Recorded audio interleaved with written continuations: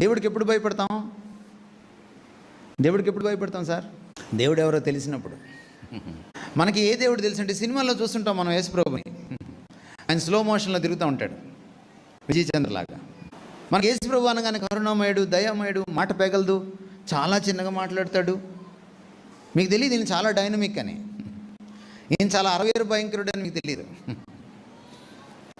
ఈ అరవీర భయంకరుడి చేతిలో, జీవం గల దేవుని చేతిలో పడుట బహుభయంకరం అని రాయబడిందని మీరు మర్చిపోయారు.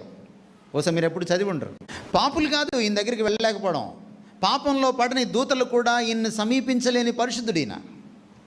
పరిశుద్ధమైన దూతలు, పాపమెరుగని దూతలు, సమీపింపలేని పరిశుద్ధతలో ఉన్నటువంటి, సమీపింపరాని తేజస్సులో వసించేవాడైన. Do you ever mind this god? ఎప్పుడు లేచిపోతావో తెలీదు. Take this word, it is true. ఎప్పుడైతే ఆయనకు భయపడడం నేర్చుకుంటామో, ఇదిగో అకౌంటబిలిటీ, జవాబుదారీతనం వస్తుంది.